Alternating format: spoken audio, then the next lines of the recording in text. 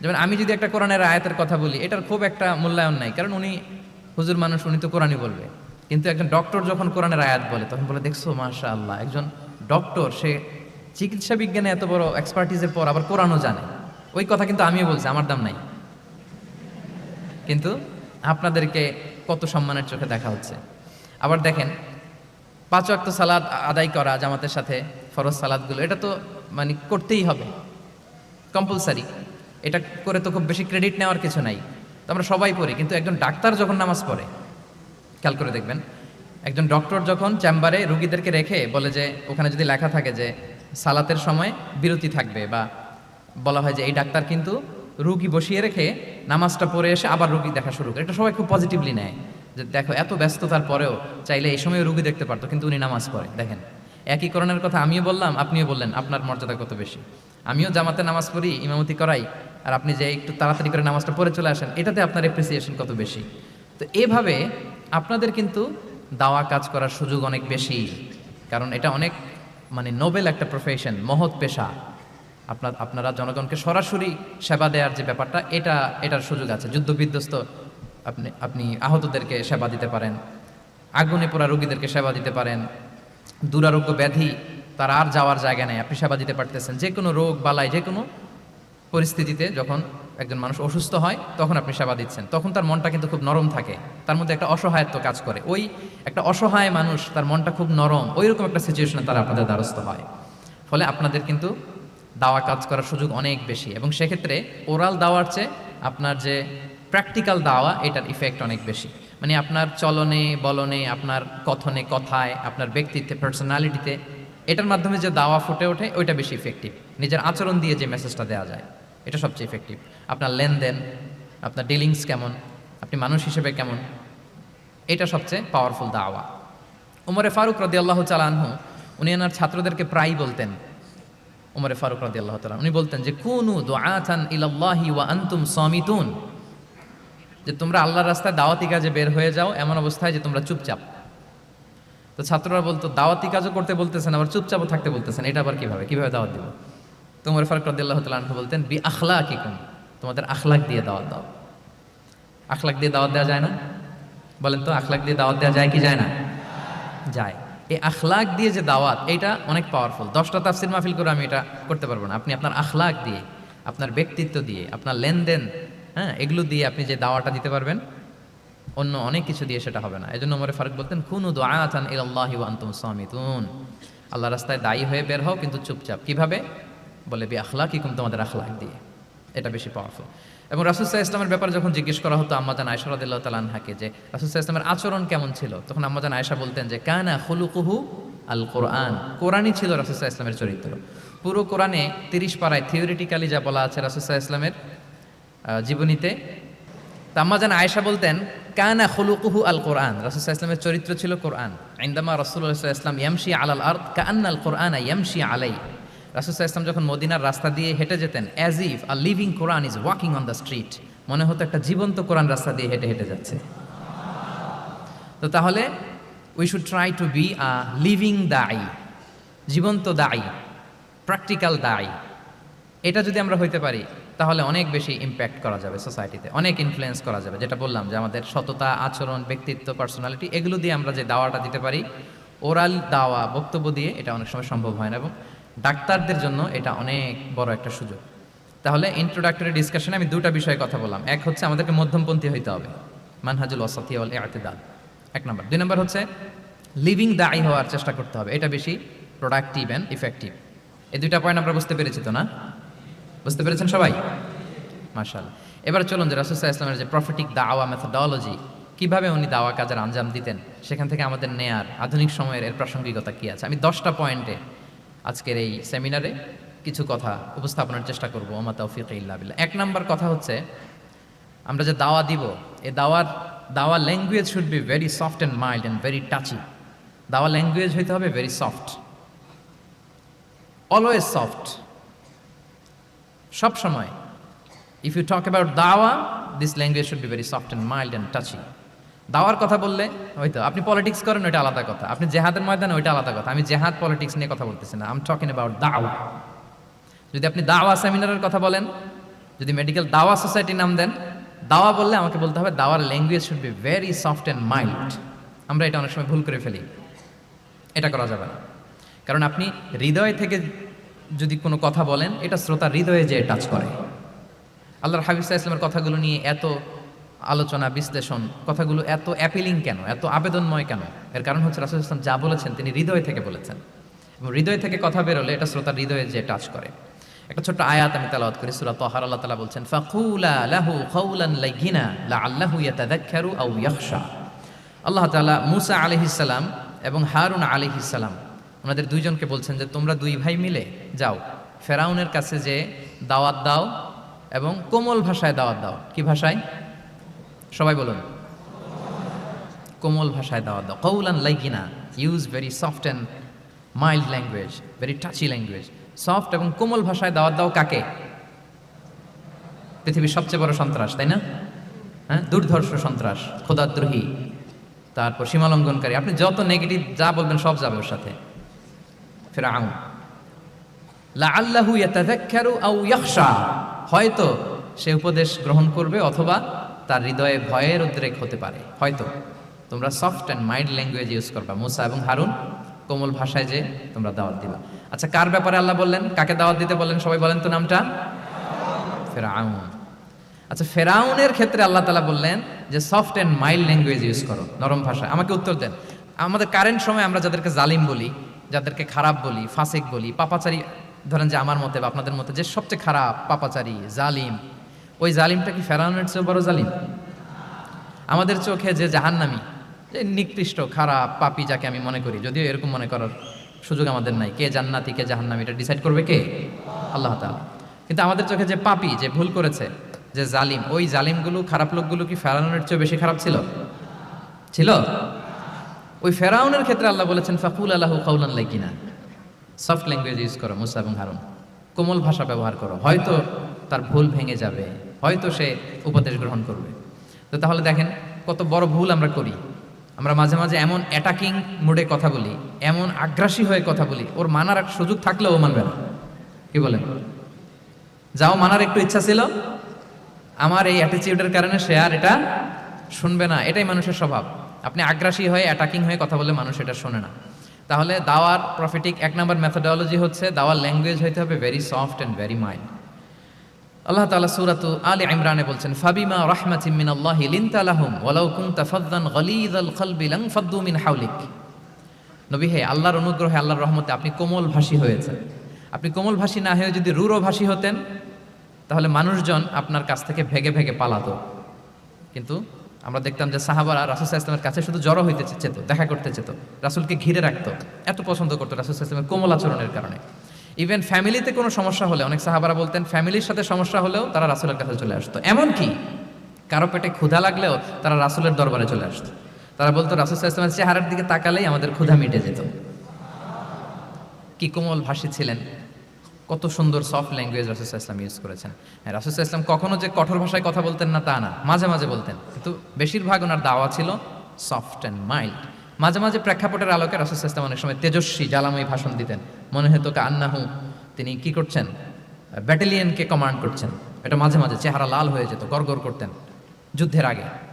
কিন্তু রেগুলার বেসিসে রাসূল সাল্লাল্লাহু আলাইহি ওয়াসাল্লাম খুব কোমল ভাষায় কথা বলতেন। তাহলে এক নম্বরে যেটা জানলাম, যদি আপনি দাওয়া মেন্টালিটি, দাওয়া মোডে থাকতে চান, আপনার ভাষা হতে হবে শক্ত না নরম? সফট হইতে হবে, কোমল। কারোর প্রতি আগ্রাসী হয়ে যেন আমরা কথা না বলি, অ্যাটাকিং মোডে যেন না বলি, বললে ও শুনবে না। এটাই মানুষের নেচার, সফট ল্যাঙ্গুয়েজে বলতে হয়। ফেরাউনকে যদি বলা হয় ওর সাথে ভালোভাবে বলো, তো আমাদের আশেপাশে যারা আছে এরা তো মানে আরও এদেরকে সম্মান দিয়ে নরম করে বলা উচিত। কি বলেন? জি, এক নম্বর গেল। দুই নম্বর হচ্ছে দাওয়াকে ফলপ্রসূ করতে হলে রাসূল সাল্লাল্লাহু আলাইহি ওয়াসাল্লাম যেটা করতেন, শ্রোতাদের অনেক সময় মনোযোগ আকর্ষণের জন্য উনি অনেক ধরনের টুলস, অনেক ধরনের জিনিস তিনি ব্যবহার করতেন। যেমন একটা পদ্ধতি রাসূল সাল্লাল্লাহু আলাইহি ওয়াসাল্লামের ছিল, রাসূল সাল্লাল্লাহু আলাইহি ওয়াসাল্লাম মানুষের আকর্ষণ বৃদ্ধির জন্য মাঝে মাঝে প্রশ্ন ছুড়ে দিতেন অডিয়েন্সকে। Drawing attention of the listener by throwing questions, question throw করার মাধ্যমে অ্যাটেনশন গ্রো করতেন। হাদিসে এরকম অনেক উদাহরণ পাওয়া যায়। একটা ছোট্ট হাদিস শেয়ার করি, সহিহ মুসলিমে এসেছে। রাসূল সাল্লাল্লাহু আলাইহি ওয়াসাল্লাম একবার সাহাবাদেরকে বললেন, ইন্না মিনা শাজারি শাজারাতান লা ইয়াসকুতু ওয়ারাকুহা মাসালুহা মাসালুল মুসলিম। রাসূল সাল্লাল্লাহু আলাইহি ওয়াসাল্লাম জিজ্ঞেস করলেন, তোমরা কি কেউ বলতে পারবা বৃক্ষরাজির মধ্যে একটা বৃক্ষ আছে, মানে গাছের মধ্যে একটা গাছ আছে যেই গাছের কখনো পাতা ঝরে না, ওই গাছের পাতা কখনো ঝরে না। এর দৃষ্টান্ত হচ্ছে মুসলিমের দৃষ্টান্তের মতো। বলো তো ফাহাদ্দিসুনি মা হিয়া, বলো তো ওই গাছটা কি, কে বলতে পারো? আপনারা তো সব একেবারে পেরে গেছেন। তো সাহাবারা ওই দিন কেউ বলতে পারেন নাই, কারণ কি জানেন? একে তো আমরা জানি হাদিস স্টাডি করার কারণে, হাদিস স্টাডি না করলে তো আমরা বলতে পারতাম না, আমাদের দেশে তো খেজুর গাছ অত হয় না। তো ওনারা কেউ বলতে পারে না, এর কারণ হচ্ছে তারা ভাবছিল প্রশ্ন যেহেতু করছে এটা যেন তেন প্রশ্ন, এটা কঠিন কোনো গাছের একটা নাম বলতে হবে। তো বাড়ির পাশে যে খেজুর গাছ, মদিনার অলিতে গলিতে যে খেজুর গাছ ভর্তি, এই দিকে আর ওনাদের অ্যাটেনশন যায় না। ওনারা চলে গেছে মরুভূমিতে, ইয়ামানে, তারপর একেবারে ডেজার্টের মাঝখানে কি কি ক্যাকটাস, গুলমলতা, কি কি গাছ আছে ওগুলো আওড়াচ্ছে মনে মনে। ভাবতেছে যে খেজুর গাছের কথা তো রাসূল সাল্লাল্লাহু আলাইহি ওয়াসাল্লাম আমাদের জিজ্ঞেস করার কথা না, এ তো আমাদের গাছ, বাড়ির পাশের গাছ। তো কেউই আর বলতে পারে নাই। এরপর রাসূল সাল্লাল্লাহু আলাইহি ওয়াসাল্লাম যখন দেখলেন সবাই অপারগ, রাসূল সাল্লাল্লাহু আলাইহি ওয়াসাল্লাম বললেন ইন্নাহা আন-নাখলা, এটা হচ্ছে খেজুর গাছ, ডেট প্লান্ট। তো আব্দুল্লাহ ইবনে ওমর রাদিয়াল্লাহু তাআলা আনহু বাড়িতে যাওয়ার পরে ওমরে ফারুককে তার বাবাকে বললেন যে বাবা, আজকে যে রাসূল সাল্লাল্লাহু আলাইহি ওয়াসাল্লাম প্রশ্ন ছুড়ে দিলেন আপনারা যে কেউ পারলেন না, উত্তরটা কিন্তু আমি পারতাম। তো ওমরে ফারুক বললেন বলো কি তুমি পারতা? তো বললা না কেন? তুমি আজকে উত্তর দিতে পারলে তো রাসূলের সামনে আমার বুকটা এত বড় হয়ে যেত। মানে লাল উট পেলে আরবরা যেই খুশি, আমি এর চেয়ে বেশি খুশি হতাম। তখন উনি বললেন যে আপনি পারতেছেন না, অন্যান্য বয়স্ক সাহাবারা পারতেছে না, মুরব্বীরা কেউ যেহেতু বলে নাই, আমি বিনয়ের খাতিরে উত্তরটা দেই নাই, কিন্তু আমি জানতাম যে এটা খেজুর গাছ। তাহলে দেখেন রাসূল সাল্লাল্লাহু আলাইহি ওয়াসাল্লাম অ্যাটেনশনটাকে ড্র করার জন্য প্রশ্ন ছুড়ে দিতেন। সো এই প্রশ্ন ছুড়ে দিয়ে কিন্তু আমরা মানুষের দৃষ্টি আকর্ষণ করতে হবে। আপনারা তো মানে প্রশ্ন ছুড়াই তো আপনাদের কাজ, যে কি অবস্থা, শরীরটা কেমন, পেট ঠিক আছে কিনা, ঘুম হয় কিনা, কমন প্রশ্ন না আপনাদের? আপনাদের কাছে গেলেই তো প্রথমে জিজ্ঞেস করে যে হজম হয় কিনা, তারপর ঘুম আসে কিনা, এই হয় কিনা, অনেক প্রশ্নই আপনারা করেন। তো এইভাবে আপনি যদি আস্তে আস্তে প্রশ্নের ছলে যদি তাকে আপনি দাওয়া দিতে চান, আপনি কিন্তু দিতে পারেন। এটা রাসূল সাল্লাল্লাহু আলাইহি ওয়াসাল্লামের একটা দাওয়া মেথোডোলজি ছিল। দুইটা বলে ফেললাম, একটা হচ্ছে দাওয়ার ল্যাঙ্গুয়েজ হতে হবে অনেক শক্ত, নাকি হ্যাঁ নরম, সফট অ্যান্ড মাইল্ড। দুই নাম্বার হচ্ছে প্রশ্ন ছুড়ে দিয়ে শ্রোতাকে আকর্ষণ করা, মনোযোগ আকর্ষণ করা। তিন নাম্বার ভিজুয়াল এক্সপ্লেনেশন, রাসূল সাল্লাল্লাহু আলাইহি ওয়াসাল্লাম এটা করতেন যাতে করে আরো সহজে বোঝানোর জন্য। এটা নিশ্চয়ই আপনারা করেন। রাসূল সাল্লাল্লাহু আলাইহি ওয়াসাল্লামের দাওয়া জিন্দেগিতে দেখা যায় প্রায় সময় কিছু উনি ভিজুয়াল এক্সপ্লেনেশন নিয়ে এসেছেন সাহাবাদের সামনে, যাতে করে সাহাবারা to get a better idea of the issue, আরও ইজিলি বুঝতে পারেন। যেমন একবার রাসূল সাল্লাল্লাহু আলাইহি ওয়াসাল্লাম অনাথ ইয়েতিমদেরকে যারা দেখভাল করে তাদের কি মর্যাদা, এটা বোঝাতে যে রাসূল সাল্লাল্লাহু আলাইহি ওয়াসাল্লাম দুই আঙ্গুল উঁচু করে একবার বললেন যে আনা ওয়া কাফিলুল ইয়াতীমি ফিল জান্নাতি কাহাতাইন। আমার আঙ্গুল দুটো দেখতে পাচ্ছেন আপনারা সবাই? দুইটা আঙ্গুল উঁচু করেন তো এভাবে। মানুষ তো মনে করবে ভিক্টরি সাইন দেখাই দিছে আমরা। এই যে তো রাসূল সাল্লাল্লাহু আলাইহি ওয়াসাল্লাম বললেন আনা ওয়া কাফিলুল ইয়াতীমি কাহাতাইন, হাত নামান। অর্থাৎ আমি এবং এতিমের রক্ষণাবেক্ষণকারী কিয়ামতের দিন এভাবে কাছাকাছি প্রতিবেশী হয়ে থাকবো। এই দুইটা আঙ্গুলের মাঝখানে যেমনি খুব একটা স্পেস নাই, গ্যাপ নাই, মানে একেবারে কাছাকাছি, নেইবরিং ফিঙ্গার, রাইট? আমি এবং এতিমের রক্ষণাবেক্ষণকারী এভাবে নেইবর হয়ে থাকবো। এই যে ভিজুয়াল এক্সপ্লেনেশন দেখছেন, এই যে দাওয়ার মধ্যে মাঝে মাঝে এরকম ভিজুয়াল এক্সপ্লেনেশন করতে হবে যাতে করে শ্রোতারা বুঝে। রাসূল সাল্লাল্লাহু আলাইহি ওয়াসাল্লাম এটা করেছেন। আচ্ছা, মুসনাদে আহমদে এক হাদিস এসেছে, রাসূল সাল্লাল্লাহু আলাইহি ওয়াসাল্লাম একবার খেজুরের একটা ডাল নিয়ে মরুভূমির মধ্যে একটা দাগ টানলেন। খাত্তালানা রাসূলুল্লাহ সাল্লাল্লাহু আলাইহি ওয়াসাল্লাম খাত্তান, একটা স্ট্রেইট লাইন দিয়ে রাসূল সাল্লাল্লাহু আলাইহি ওয়াসাল্লাম বললেন এটা হচ্ছে সিরাতুল মুস্তাকিম। সাহাবাদের দৃষ্টি আকর্ষিত হলো, সবাই মনোযোগী হয়ে উঠল, তাই নাকি? এটা সিরাতুল মুস্তাকিম, যে দোয়া আমরা প্রতিদিন করি, ইহদিনাস সিরাতাল মুস্তাকিম। খেজুরের ডাল দিয়ে স্ট্রেইট লাইন কেটে বললেন এটা হচ্ছে সিরাতুল মুস্তাকিম। এবার ওই খেজুরের ডাল দিয়ে ডানে বায়ে অনেকগুলো ছোট ছোট দাগ কাটলেন আর বললেন হ্যাঁ দিহি সুবুলুশ শায়তান, এগুলো হচ্ছে শয়তানের রাস্তা, এটা হচ্ছে মুস্তাকিম সোজা রাস্তা যেটা জান্নাতে যায়। আর ডানে বায়ে অনেকগুলো দাগ কাটলেন, ডেকে বললেন এই প্রতিটি রাস্তায় একটা করে শয়তান বসে থাকে আর সে তোমাদেরকে টেম্পটেশন দিতে থাকে, প্রভোকেশন করতে থাকে, ধোঁকা দিতে থাকে, ওয়াসওয়াসা দিতে থাকে। ডানে বায়ে না তাকিয়ে এই সিরাতুল মুস্তাকিমের পথেই অবিচল থাকতে হবে, ইনশাআল্লাহ বলেন। তাহলে দেখেন মরুভূমির মাঝখানে, তখন তো আর ওই যে এলইডি প্রজেক্টর থাকলে হয়তো রাসূল সাল্লাল্লাহু আলাইহি ওয়াসাল্লাম ওইটাই ব্যবহার করতেন, আমরা এটা এখন করতে পারি বোঝানোর জন্য। রাসূল সাল্লাল্লাহু আলাইহি ওয়াসাল্লাম খেজুরের ডাল দিয়ে মরুভূমির মধ্যে দাগ কেটে সাহাবীদেরকে এই ভিজুয়াল এক্সপ্লেনেশন দিলেন এবং সাহাবারা খুব সহজে বুঝতে পারলেন যে কোনটা সিরাতুল মুস্তাকিম, কোনটা সিরাতুশ শাইতান। এভাবে রাসূল সাল্লাল্লাহু আলাইহি ওয়াসাল্লাম ভিজুয়াল এক্সপ্লেনেশন ইউজ করতেন। আমরা বিশ্বাসীরা যে ভাই ভাই, মুমিনরা যে ভাই ভাই, আমাদের সম্পর্ক যে কত সুদৃঢ় মজবুত, এটা বোঝাতে যে একবার রাসূল সাল্লাল্লাহু আলাইহি ওয়াসাল্লাম বললেন আল মুমিনু লিল মুমিনি কাল বুনিয়ান, বিশ্বাসীরা তাদের সম্পর্ক হচ্ছে কাল বুনিয়ান, একটা সুদৃঢ় প্রাচীরের মতো, সীসা ঢালা প্রাচীরের মতো। ইয়াশুদ্দু বা'দুহু বা'দা, যেটার এক পাশ আরেক পাশকে মজবুত করে, strengthening one part the others, এক পার্ট আরেক পার্টকে মজবুত করে। যেমন এই বিল্ডিং, এদিকে ভেঙে ফেললে এটা নড়বড়ে হয়ে যাবে। তিনি বুঝালেন যে সুদৃঢ় প্রাচীরের মতো হচ্ছে বিশ্বাসীদের সম্পর্ক। এটা বলে ওয়াসাব্বাকা বাইনা আসাবিহি, মানে ডান হাতের আঙ্গুলগুলো বা হাতের ভেতরে ভেবে ঢুকিয়ে দিলেন, বললেন যে এরকম মজবুত। সুবহানাল্লাহ। এই যে এই হাতের আঙ্গুলগুলো এই হাতে ঢুকিয়ে এরকম চাপ দিলে খুব শক্ত হয় না, মজবুত হয় না? রাসূল সাল্লাল্লাহু আলাইহি ওয়াসাল্লাম বলেন আমাদের বন্ধন হচ্ছে এরকম সুদৃঢ় মজবুত, সুদৃঢ় সীসা ঢালা প্রাচীরের মতো। আল্লাহু আকবার। তাহলে এই যে ভিজুয়াল এক্সপ্লেনেশন, রাসূল সাল্লাল্লাহু আলাইহি ওয়াসাল্লাম বোঝানোর জন্য এই যে এরকম দাগ কাটা, কখনো এইভাবে, হাদিসে এরকম অনেক পাওয়া যায়। আমি অল্প কয়েকটা, সময়ের টাইম কনস্ট্রেন্টের কারণে অল্প কয়েকটা নিয়ে আসলাম। তাহলে এটা রাসূল সাল্লাল্লাহু আলাইহি ওয়াসাল্লামের একটা দাওয়া মেথোডোলজি ছিল, বোঝানোর জন্য কত ইজিয়েস্ট ওয়েতে তিনি অডিয়েন্সের কাছে পৌঁছাতে পারেন। তিনি প্রয়োজনে ভিজুয়াল এক্সপ্লেনেশনের সহায়তা নিতেন। কয়টা গেল মেথোডোলজি? 3টা। আচ্ছা, 4 নাম্বার হচ্ছে গ্রাজুয়ালিটি, ধীরে ধীরে ধাপে ধাপে দাওয়া পরিচালনা করা, দাওয়া কাজ করা। এটাতে অনেক সময় আমরা ভুল করে ফেলি। আমরা অনেক সময় একটু রাশিং মেন্টালিটিতে থাকি, তাড়াহুড়ো। একজন ভাই নতুন দিনে ফিরছে, আগে হয়তো সংশয়বাদী ছিল, নাস্তিক ছিল, প্র্যাকটিস করতো না, এখন সে প্র্যাকটিসের ইচ্ছা করছে। এই সুযোগ পেয়ে আমি তারে বলা শুরু করলাম নামাজ পড়তে হবে, রোজা রাখতে হবে, জাকাত দিতে হবে, তোমার ওয়াইফের পর্দা করাইতে হবে, হালাল হারাম ও কয়েক সারছে, আমার সম্ভব না। ও বলবে ভাই আগে যা ছিলাম ওইটাই ভালো ছিল, এতগুলো তো আমি মানতে পারবো না। তো এই যে আপনি তাকে দিন থেকে ভাগালেন, আপনার দাওয়া মেথোডোলজি জানা না থাকার কারণে আপনি তাকে ভাগালেন। একসাথে আপনি এত কথা বলবেন না। নতুন যখন কেউ দিনে ফিরে তাকে আপনি একসাথে এত কথা বলবেন না। নতুন যখন কোনো বোন ইসলামে আসতে চায় তাকে আপনি কঠিন করে বলবেন না। উপরে আমাদের বোনরা আছে, তাদেরকেও আমি বলবো সহজ করে বলেন। প্রথমে নামাজের কথা বলেন, নামাজ আস্তে আস্তে পড়ুক যতটুকু পারুক। প্রথমে হয়তো 5 ওয়াক্ত পারবে না, 1 ওয়াক্ত 2 ওয়াক্ত দিয়ে শুরু করবে, এরপর আস্তে আস্তে 5 ওয়াক্ত যাবে। এরপর তাকে একটু শালীন পোশাকের কথা বলেন যে তুমি একটু শালীন পোশাক পরো, সেফটি সিকিউরিটির জন্য ভালো। সেটাতে অভ্যস্ত হলে তাকে হেজাবের দাওয়াত দিবেন আপনি, হেজাবে অভ্যস্ত হলে নেকাবে দাওয়াত দিবেন আপনি। এইভাবে গ্রাজুয়ালিটি, ধাপে ধাপে, একসাথেই কঠিন করে দিনকে উপস্থাপন করা যাবে না। দাওয়া ইজ এ গ্রাজুয়াল প্রসেস। হ্যাঁ, গ্রাজুয়ালি যাইতে হবে। Beginning with the most important issue first, তারপর যেটা ইম্পর্টেন্ট, তারপর যেটা ইম্পর্টেন্ট, ধাপে ধাপে আপনি তাকে বলবেন। আপনারা নিশ্চয়ই সবাই মদ হারাম হওয়ার যে স্টেপগুলো আছে জানেন না? কয়বারে হারাম হয়েছে? 3 বারে। ওয়াসআলুনাকা আনিল খামরি ওয়াল মাইসির কুল ফীহিমা ইসমুন কাবীরু ওয়া মানাফিউ লিন-নাস ওয়া ইসমুহুমা আকবারু মিন নাফিহিমা। প্রথমে বললেন মদে কিছু উপকার আছে কিন্তু এটার গুনাহ বেশি, ক্ষতি বেশি, কিন্তু সামান্য উপকার আছে। তো মানুষ সচেতন হয়ে গেল যে না, এটা কিন্তু গুনাহ আছে, ক্ষতি আছে, সাবধান হইতে হবে। মদ খাওয়া কমায় দিল। আচ্ছা, এরপর বলা হলো ওয়ালা তাকরাবুস সালাতা ওয়া আনতুম সুকারা, মাতাল হয়ে মদ খাওয়া অবস্থায় নামাজে যেও না।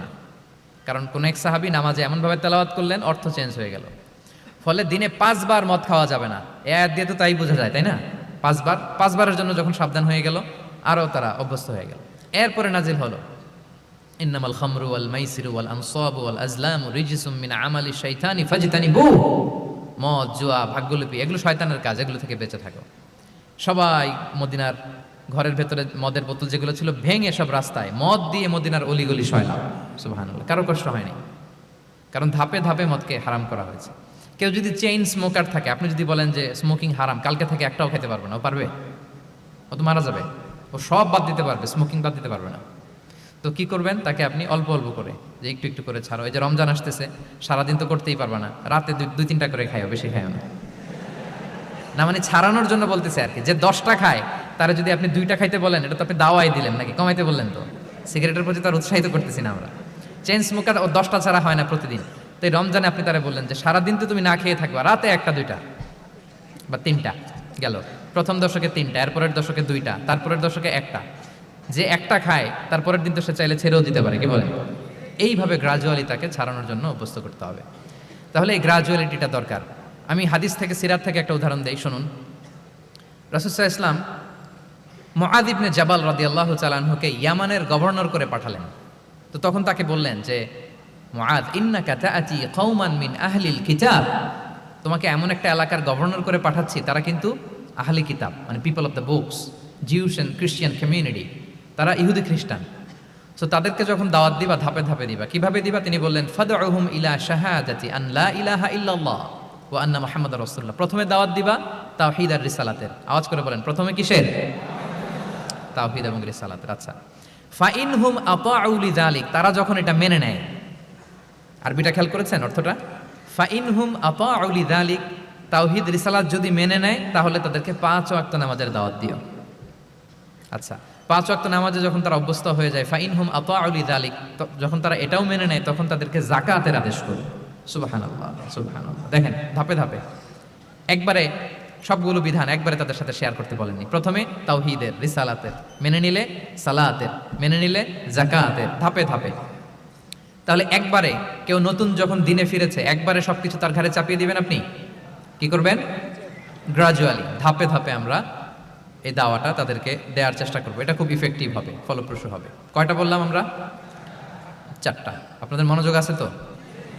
বোরিং হচ্ছেন না তো? একটু বোরিং বোরিং লাগতেছে আপনাদের? হওয়ার কথা, যেহেতু সেই সকাল থেকে আমি শুনলাম 11টা থেকে প্রোগ্রাম। তো যারা দূর থেকে আসছেন নিশ্চয়ই ফজরের পরে রওনা দিয়ে, ঢাকার বাইরে থেকে আসছেন কারা কারা দেখি তো একটু। ইয়া সালাম, আপনারা নিশ্চয়ই ফজর পরে রওনা হয়েছেন গতকাল। মাশাআল্লাহ মাশাআল্লাহ, আল্লাহ তাআলা কবুল করুন।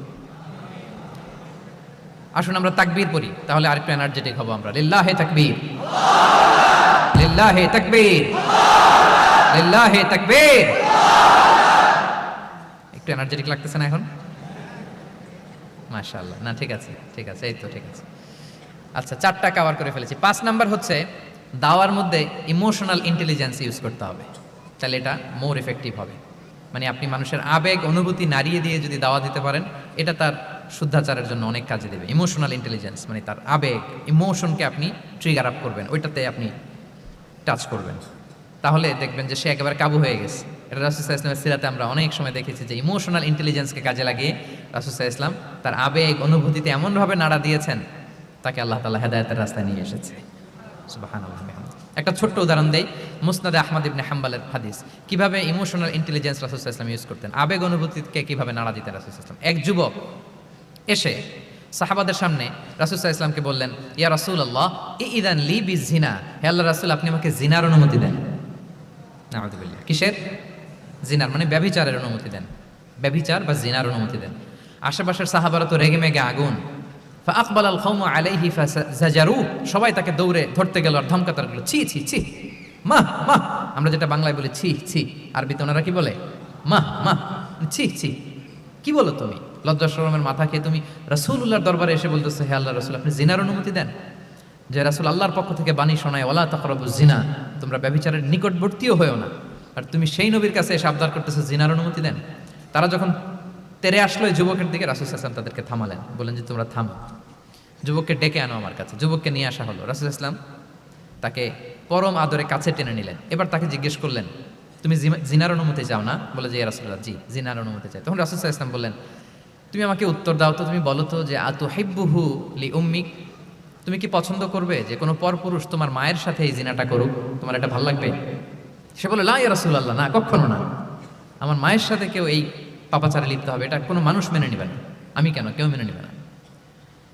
তারপর রাসূল সাল্লাল্লাহু আলাইহি ওয়াসাল্লাম তাকে বললেন আতুহিব্বুহু লিবনাতিক, তুমি তোমার কলিজার টুকরা সন্তান, কন্যা সন্তানের সাথে, তোমার কন্যার সাথে কেউ এই পাপ কাজটা করুক, এটা তুমি মেনে নিবে? এটা তুমি পছন্দ করো? সে বলল লা ইয়া রাসূলুল্লাহ, হে আল্লাহর রাসূল কোশ্চিন কালো না, কখনো মানবো না, আমার মেয়ের সাথে কেউ এই কাজ করবে আমি কখনো মানবো না। রাসূল সাল্লাল্লাহু আলাইহি ওয়াসাল্লাম আবার তাকে প্রশ্নবাণে জর্জরিত করতে লাগলেন, আবার বললেন আতুহিব্বুহু লি উখতিক, তুমি কি তোমার প্রিয় বোনের সাথে কেউ এটা করুক, এই পাপাচারে লিপ্ত হোক, জিনা করুক, পছন্দ করবে? তোমার বোনকে কেউ এরকম করবে, অপমান করবে, এটা চাইবে তুমি?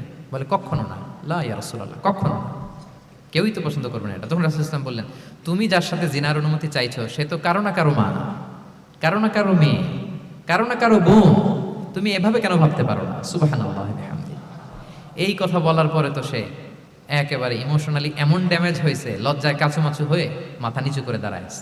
তখন রাসূল ইসলাম তার পিঠে একটা আলতো চাপড় মারলেন, পরম মমতায় আলতো চাপড় দিয়ে তার জন্য দোয়া করলেন, আল্লাহুম্মা গফির যামবাহ ওয়া তাহহির কলবাহ ওয়া হাসসিন ফারজাহ, আল্লাহ তুমি এই যুবকের পাপ মোচন করো, আল্লাহ তুমি তার অন্তরটাকে পরিশুদ্ধ করো, আল্লাহ তুমি তার চরিত্রটাকে নিষ্কলুষ করো। এই হাদিসের রাবি উনি বলতেছেন, ফালাম ইয়াকুন বা'দা যালিকাল ফাতা ইয়ালতাফিতু ইলা শাই, ওই দিনের পর থেকে এই যুবক কখনো কোনো পরনারীর দিকে রাস্তায় তাকায় নাই।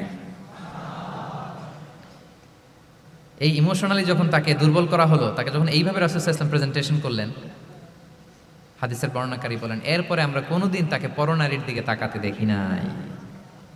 তার হৃদয়টাকে আল্লাহ তাআলা পরিশুদ্ধ করে দিলেন। রাসূল সাল্লাল্লাহু আলাইহি ওয়াসাল্লাম ওয়ায়ুযাক্কিহিম, কিভাবে মানুষকে পরিশুদ্ধ করতে দেখেন, কিভাবে তার আবেগ অনুভূতিকে নাড়িয়ে তার চিন্তার জগতে আলোড়ন সৃষ্টি করে তাকে এমনভাবে কাবু করলেন যে রাসূল সাল্লাল্লাহু আলাইহি ওয়াসাল্লাম যেই দিকে তাকে গাইড করতেছে এখন সে সেদিকেই যেতে বাধ্য।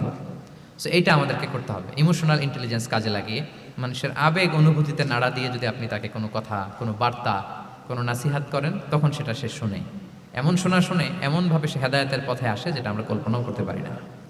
তাহলে এটা যেন আমরা করি, এটা খুবই প্রোডাক্টিভ, এটা খুবই ইফেক্টিভ, এটা খুবই ফ্রুটফুল, কাজে দেয় মানুষকে ইমোশনালি তাকে দেওয়া। এই পয়েন্টটা বুঝতে পেরেছেন তো সবাই, না? আলহামদুলিল্লাহ। কয়টা গেল? 5টা। 6 নাম্বার মেথোডোলজি হচ্ছে দাওয়া should be full of love. দাওয়া বললে এটার সাথে লাভ থাকতে হবে, লাভ, ভালোবাসা। যদি আপনি দাওয়া বলেন, এখানে লাভ থাকতে হবে। ইট কামস উইথ লাভ, ভালোবাসা দিয়ে আপনি মানুষের হৃদয় জয় করতে হবে। আমরা দায়ীরা অনেক সময় বেশি জাজমেন্টাল হয়ে যাই। আরব শায়েকরা বলে যে নাহনু দুআত লাসনা কুদাত, আমরা দায়ী, আমরা জাজ নই, উই আর নট জাজেস। আমাদের অনেক দায়ীরা আমরা ভুল করে ফেলি, আমরা বলি যে ও খারাপ, ও এটা, ও জাহান্নামী, ও খারিজ, এরকম আমরা সবাইকে নাকচ করি। মনে হয় যেন সবাইরা জাহান্নামে পাঠাই, আমি একা জান্নাতে যেতে পারলেই সফল। আচ্ছা বলেন তো, সব গেল জাহান্নামে, আপনি একা শুধু জান্নাতে, ভাল লাগবে আপনার? এই যে আজকে আমরা এখানে সবাই ছাত্র, শিক্ষক, ডিস্টিংগুইশ গেস্টরা, উপরে আমাদের বোনরা, কত ভালো লাগতেছে না? ধরেন যে 2500 সিটিং ক্যাপাসিটি দেয় চীন মৈত্রী সম্মেলন কেন্দ্রে, কেউ নাই, শুধু আপনি একা। এই বিশাল হল রুমে কেউ নাই, আপনি একা, ভাল লাগবে? তখন মিস্টার বিনের মতো হা হু করা লাগবে, শুধু একা একা, ঠিক না? তো সবাইকে জাহান্নামে পাঠিয়ে শুধু আমি জান্নাতে গেলে এটা আমার ভাল লাগবে না ওই জান্নাতে। সো আমরা কিভাবে আমাদের জান্নাতের দলকে ভারী করতে পারি, এই চেষ্টাটা আমাদের বেশি বেশি করতে হবে, কি বলেন? তাহলে দাওয়া should be full of love, কারণ ভালোবাসা দিয়ে যা জয় করা যায়, কঠোরতা দিয়ে তা পারা যায় না। ভালোবাসা দিয়ে আপনি যেটা করতে পারবেন, কঠোরতা দিয়ে কখনো সেটা করতে পারবেন। আসুন আমরা হাদিস থেকে শুনি, সিরাত থেকে শুনি। আল্লাহর হাবিব সাল্লাল্লাহু আলাইহি ওয়াসাল্লাম মসজিদে নববীতে বসে আছেন সাহাবাদেরকে নিয়ে। হঠাৎ এক বেদুইনের আগমন। বেদুইন মানে যার মধ্যে নগর জীবনের কোনো নিয়ম কানুন সে দেখেনি, জানে না, বোঝে না। সিভিলাইজেশন বলতে যেটা বুঝি, ভদ্রতা, কার্টিসি, ম্যানার, এটা সে শিখেনি। এরকম এক বেদুইন অনেক দূর পল্লী থেকে মদিনার মসজিদে নববীতে এসেছে, কিন্তু সে ইসলাম ধর্ম গ্রহণ করেছে, মুসলিম। তো মসজিদে ঢুকে সে 2 রাকাত নামাজ পড়তেছে, এসে যে রাসূলকে সালাম দিবে, কথা, ওই কার্টিসিটাও নাই। রাসূল সাল্লাল্লাহু আলাইহি ওয়াসাল্লাম বসা, ওইদিকে সাহাবাদের নিয়ে, সে তার মতো এসে এক জায়গায় মসজিদের সাথে তার উট বেঁধে সে 2 রাকাত নামাজ পড়ে দোয়া করতেছে আল্লাহর কাছে। কি দোয়া জানেন? দোয়ার মধ্যেও কাটিছি নাই। দোয়াতে বলে, ইয়া আল্লাহ, আল্লাহুম্মা আরহামনি ওয়ারহাম মুহাম্মাদা ওয়ালা তারহাম মা'ানা আহাদা। মানে আল্লাহ, তুমি শুধু আমারে রহম করো আর মুহাম্মদ সাল্লাল্লাহু আলাইহি ওয়াসাল্লামরে রহম করো, আমাদের সাথে আর কাউরে রহম করো না তুমি। বেদুইন, তার মধ্যে আদাবু দোয়া, দোয়ার যে একটা এটিকেটস আছে, এটা তো তার জানা নাই। দোয়ায় অন্যদের জন্য দোয়া করলে যে নিজের লাভ, এটা সে জানতো না। আমি যদি বলি যে আল্লাহ এই ভাইদেরকে তুমি কবুল করো, তখন ফেরেশতারা বলে আল্লাহ যিনি দোয়া করতেছে আগে তাকে তুমি কবুল করো। কেউ অসুস্থ, আমি যদি বলি আল্লাহ আমার এই ভাইকে তুমি সুস্থ করো, আল্লাহ ফেরেশতারা বলে আল্লাহ যিনি দোয়া করলেন আগে তার রোগ বালাই থাকলে আগে তাকে সুস্থ করো। এই যে দোয়ার এটিকেটস, আদাব ও দোয়া, এটা সে জানতো না। সে দোয়া করতেছে আল্লাহুম্মা আরহামনি ওয়ারহাম মুহাম্মাদা ওয়ালা তারহাম মা'ানা আহাদা, শুধু আমারে রহম করো, মুহাম্মদ সাল্লাল্লাহু আলাইহি ওয়াসাল্লাম রহম করো, আর কাউরে না। তো রাসূল সাল্লাল্লাহু আলাইহি ওয়াসাল্লাম দূর থেকে দেখতেছেন এই দোয়া, আর বলতেছেন যে হায় রে, একটা প্রশস্ত জিনিসকে সে সংকীর্ণ বানায় ফেললো। আল্লাহর কাছে কি রহমের কোনো কমতি বা ঘাটতি আছে? নাই। সে তো দোয়াতে সবাইকে ইনক্লুড করতে পারত। তো রাহমাতাল লিল আলামিন আল্লাহর হাবিব সাল্লাল্লাহু আলাইহি ওয়াসাল্লাম তিনি বুঝতে পেরেছেন যে এই লোকটা আসলে বেদুইন, তার মধ্যে ওই কার্টিসি নাই। তো তিনি ফলো করতে লাগলেন যে দেখি লোকটা কি করে। তো লোকটা দোয়া টোয়া করেই এবার যে মসজিদের এক কর্নারে বসে ওখানেই পেশাব করা শুরু করলো। মানে কোনো কার্টিসি, নিয়ম, ভদ্রতা তার জানা নাই। তো তাকে পেশাব করতে দেখে বাকি লোকেরা তো তাকে ধরতে গেল, মারতে গেল। রাসূল সাল্লাল্লাহু আলাইহি ওয়াসাল্লাম বললেন, দাউ, রাখো, আরে থামো, ওকে কাজ সারতে দাও, ওকে ওর কাজ সারতে দাও। কারণ আপনারা এটা ভালো জানেন যে ওয়াশরুম সারা অবস্থায় যদি কেউ বাইরে থেকে জোরে ডাক দেয় তাহলে অবস্থা খারাপ আছে, ঠিক কিনা বলেন? কেউ টয়লেট সারতেছে ওয়াশরুমে, তখন যদি আপনি জোরে নক করেন এটা তার ক্ষতি হয়, কারণ আগে তাকে ওইটা পাস করতে হবে স্মুথলি। এটাও একটা এটিকেটস যে কেউ ওয়াশরুমে গেল, আমাকেও যেতে হবে, তো আমি যে বারবার ডিস্টার্ব না করে ওখানে একটু পায়চারা করতে পারি, একটু হালকা মৃদু শব্দে কাশে দিতে পারি, বা আমি যে বাইরে আছি, সামওয়ান ইজ ওয়েটিং আউটসাইড, এটা তাকে বোঝাতে পারি। কিন্তু অনেকে যে কি করে, ধাম ধাম করার যখন শুরু করে, ওই বেচারার তো অবস্থা টাইট। এটা যেন আমরা না করি, এই শিক্ষাটা কিন্তু এই হাদিস থেকে পাই। রাসূল সাল্লাল্লাহু আলাইহি ওয়াসাল্লাম বললেন, দাউ, রাখো, আরে ছাড়ো, ও তো এখন করতেছে, ইউরিন পাস করতেছে, রাখো, ওটাও সারুক, আগে সারুক, আমরা পরে ডিল করি। তো সবাইকে তিনি থামালেন, ও সারল। এবার রাসূল সাল্লাল্লাহু আলাইহি ওয়াসাল্লাম বললেন, এবার তোমরা যে ও হারিকু আলা বাউলিহি সাজলান মিন মা, যেহেতু মসজিদে নবীর ফ্লোর ছিল বালুর ফ্লোর, শুকিয়ে যাবে, বললেন যে ওর পেশাব করা জায়গার উপর এক বালতি পানি ঢেলে দাও। সাহাবারা দিল। আর এই বেদুইন লোককে রাসূল সাল্লাল্লাহু আলাইহি ওয়াসাল্লাম কাছে টেনে নিলেন, যে তাকে খুব ভালোবাসা দিয়ে বললেন, কি অবস্থা তোমার, কোত্থেকে আসছো, সব খোঁজ খবর নিয়ে বললেন যে তুমি যে এখানে নামাজ পড়লা, এরপরে আবার এই কাজটা সারলা, তুমি কি জানো এখানে আল্লাহর জিকির করা হয়, এটা আমাদের এবাদতগাহ, এখানে আমরা রবের জিকির করি, তার কাছে ফরিয়াদ করি, সবাই মিলে এই কমিউনিটির সবাই এখানে আসে, এই কমিউনিটির মদিনার কমিউনিটির সবাই মিলে নারী পুরুষ নির্বিশেষে আমরা এসে এখানে আল্লাহর কাছে ফরিয়াদ করি, দোয়া করি, এবাদত করি, কোরআন তেলাওয়াত করি, এটা আমাদের এবাদতগাহ, এইখানে কি এমন কাজটা করা তোমার ঠিক হলো? সে তো লজ্জায় কাচুমাচু হয়ে রাসূল সাল্লাল্লাহু আলাইহি ওয়াসাল্লামের কাছে ক্ষমা চাইতেছে। সুবহানাল্লাহ বিহামদি। একটা কঠিন পরিস্থিতিকে ভালোবাসা দিয়ে রাসূল সাল্লাল্লাহু আলাইহি ওয়াসাল্লাম কোথায় নিয়ে যেতেন, এটাকে পুরো হিস্ট্রি পাল্টে দিতেন, সিনারিও পাল্টে দিতেন। সাহাবারা অবাক হলো, তারাও শিখলো যে না, এরকম করা যাবে না। তখন তাকে এইভাবে ডিল করলেন। আর সাহাবারা যারা রাগারাগি করেছিল, সাহাবীদেরকে রাসূল সাল্লাল্লাহু আলাইহি ওয়াসাল্লাম বললেন, ফাইন্নামা বুইসতুম মুয়াসসিরিন ওয়ালাম তুবআসু মুআসসিরিন, মনে রেখো তোমরা সহজপন্থী হয়ে প্রেরিত হয়েছো, তোমরা কঠিন কট্টরপন্থী হয়ে জটিলপন্থী হয়ে প্রেরিত হও নাই। তোমরা কোনো কাজকে জটিলভাবে সমাধানের দিকে যেও না, সহজ করে সলভ করবা। সুবহানাল্লাহ, সুবহানাল্লাহ বিহামদি। তাহলে দেখেন, ভালোবাসা দিয়ে রাসূল সাল্লাল্লাহু আলাইহি ওয়াসাল্লাম ওই বেদুইনকে যেভাবে আদব শিক্ষা দিলেন, তার হৃদয় জয় করলেন, কঠোরতা দিয়ে পারা যেত? বলেন তো পারা যেত? পারা যেত না। তো 6 নাম্বার দাওয়া মেথোডোলজি হচ্ছে দাওয়া should be full of love, full of love, full of well wishes. আপনি শুভকামনা, ভালোবাসা, এটা দিয়ে আপনি মানুষের হৃদয়ে যতটুকু জায়গা পাবেন, কঠোরতা দিয়ে পাবেন না। আরেকটা ছোট্ট উদাহরণ দেই। সুমামা ইবনে উসাল রাদিয়াল্লাহু তাআলা আনহু, উনি ইয়ামামার অধিপতি ছিলেন, অধিপতি। রাসূল সাল্লাল্লাহু আলাইহি ওয়াসাল্লামকে হত্যা করতে এসেছিলেন গোপনে। কি করতে? হত্যা করতে। কি করতে বলেন সবাই? হত্যা করার জন্য এসেছিলেন। কিন্তু দুর্ভাগ্যক্রমে হত্যা করতে এসে সে ধরা পড়ে গেছে সাহাবীদের হাতে, হত্যা করতে পারে নাই সুমামা ইবনে উসাল। তো সাহাবীরা তাকে ধরে মসজিদে নববীর পিলারের সাথে বেঁধে রাখলো, বেঁধে রাসূল সাল্লাল্লাহু আলাইহি ওয়াসাল্লামকে ডাকলো। তারা বলল যে ইয়া রাসূলুল্লাহ, দেখেন ইয়ামামা থেকে আসছে সুমামা ইবনে উসাল আপনাকে হত্যা করবার জন্য, তাকে আমরা ধরে ফেলেছি, আমরা বেঁধে রেখেছি। রাসূল সাল্লাল্লাহু আলাইহি ওয়াসাল্লাম তার কাছে যেয়ে তার খোঁজ খবর নিলেন প্রথম দিন, এবং তার সামনে যথারীতি তাওহীদ এবং রিসালার দাওয়াত দিলেন। ফিরে আসলেন, ফিরে এসে সাহাবাদেরকে বললেন, তোমাদের ঘরে ভালো রুটি আছে কার কাছে? রুটির কালেকশন, আটা পিষে রুটি বানাতে পারবে। একজন বলল আমি, বললো যে এটা সুমামাকে দিয়ে আস, তো দিয়ে আসলো। আরেকজন বললো ভালো তাজা খেজুর আছে কার কাছে? এক সাহাবী বললেন আমার কাছে। রাসূল সাল্লাল্লাহু আলাইহি ওয়াসাল্লাম বললেন যাও, এটা সুমামাকে দিয়ে আসলেন।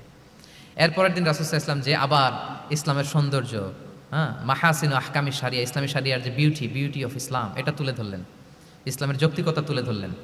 সে অবাক হতে লাগলো যে কিরে, যুদ্ধবন্দীদের সাথে মুহাম্মদ সাল্লাল্লাহু আলাইহি ওয়াসাল্লাম এবং তার অনুসারীরা এরকম আচরণ করে? সে তো যুদ্ধবন্দী, এত সুন্দর আচরণ। তাকে আবার ইসলামের সুশীতল বাণীগুলোর প্রতি আহ্বান করে রাসূল সাল্লাল্লাহু আলাইহি ওয়াসাল্লাম বাড়িতে এসে এবার নিজের যে উট আছে, উটকে যে পালে, সে রাখালকে বলল তুমি উটের দুধ দহন করে তাকে কিছু দুধ দিয়ে আসো। সুবহানাল্লাহ। আসছিল রাসূল সাল্লাল্লাহু আলাইহি ওয়াসাল্লামকে কি করতে? হত্যা করতে। তো তাকে উটের গরম দুধ দিয়ে আসা হলো, সে পেট ভরে খেলো। তৃতীয় দিন এবার রাসূল সাল্লাল্লাহু আলাইহি ওয়াসাল্লাম যে ইসলামের যে ভবিষ্যৎ, ইসলাম মানলে যে জান্নাতে থাকা যাবে, এগুলো সব বললেন, এবং তাকে আরও অনেক মেহমানদারি করলেন, আপ্যায়ন করলেন। 3 দিন যখন রাসূল সাল্লাল্লাহু আলাইহি ওয়াসাল্লাম ইসলামকে তার সামনে এভাবে প্রেজেন্ট করলেন, আপ্যায়ন করলেন, ভালো আচরণ দেখালেন, সে অবাক হয়ে গেল। আল্লাহ তাআলা তার হৃদয়টাকে নূর দিয়ে আলোকিত করে দিলেন। 3 দিন পর রাসূল সাল্লাল্লাহু আলাইহি ওয়াসাল্লাম সাহাবীদেরকে ডেকে বললেন, যাও সুমামা ইবনে উসালের হাত পাগুলো যে রশি দিয়ে বেঁধে রেখেছো ছেড়ে দাও, রশিগুলো খুলে দাও। সাহাবারা বলেন কি ইয়া রাসূলুল্লাহ, সে তো খুনি, সে সুযোগ পেলেই তো অ্যাসাসিনেট করতো, তার হাতের রশি খুলে দিতে আপনাকে মেরে ফেলবে। আল্লাহ রাসূল সাল্লাল্লাহু আলাইহি ওয়াসাল্লাম বললেন, না, আমি যা জানি তোমরা সেটা জানো না, যেটা বলেছি তাই করো। মসজিদে নববীর পিলারের সাথে তাকে যে বেঁধে রেখেছো, রশি খুলে দাও, হাত পা খুলে দাও। আল্লাহর হাবিব সাল্লাল্লাহু আলাইহি ওয়াসাল্লামের নির্দেশ মোতাবেক সাহাবারা ওনার হাত খুলে দিলেন, পা খুলে দিলেন। সুমামা ইবনে উসাল কারোর সাথে কথা না বলে, তার বাড়ি তো ইয়ামামা, সেখানেও ফিরে গেলেন না, অন্য কোনো শহরেও গেলেন না। তিনি মদিনা থেকে অনতি দূরে একটা খেজুরের বাগান আছে, ওখানে কুয়া আছে, উনি যে ওই কুয়ার পানি দিয়ে গোসল করলেন। গোসল করে পবিত্র হয়ে মসজিদে নববীতে রাসূল সাল্লাল্লাহু আলাইহি ওয়াসাল্লামের কাছে ফিরে আসলেন, আর এসেই ঘোষণা দিলেন, আশহাদু আল্লা ইলাহা ইল্লাল্লাহ ওয়া আশহাদু আন্না মুহাম্মাদার রাসূলুল্লাহ। সুবহানাল্লাহ, সুবহানাল্লাহ। তিনি বললেন যে আমি সাক্ষ্য দিচ্ছি আল্লাহ ছাড়া কোনো ইলাহ নেই, আরও সাক্ষ্য দিচ্ছি যে মুহাম্মদ আপনি আল্লাহর প্রেরিত বান্দা এবং রাসূল। সুবহানাল্লাহ পড়বেন না সবাই? এবার তিনি বললেন, মুহাম্মদ আপনার চেহারার চাইতে অপছন্দের চেহারা পৃথিবীতে আর দ্বিতীয়টা আমার কাছে ছিল না, কিন্তু আজকের পর থেকে আপনার চেয়ে প্রিয় চেহারা, আপনার চেহারার চেয়ে প্রিয় কোনো চেহারা আমার কাছে আর নাই। ইসলামের চেয়ে অপছন্দনীয় ধর্ম আমার কাছে আর ছিল না, কিন্তু আজ থেকে ইসলামের চেয়ে পছন্দনীয় কোনো ধর্ম আমার কাছে নাই। মদিনার চেয়ে অপছন্দের শহর আমার কাছে ছিল না, তো আজ থেকে মদিনার চেয়ে কোনো প্রিয় শহর আমার কাছে নাই।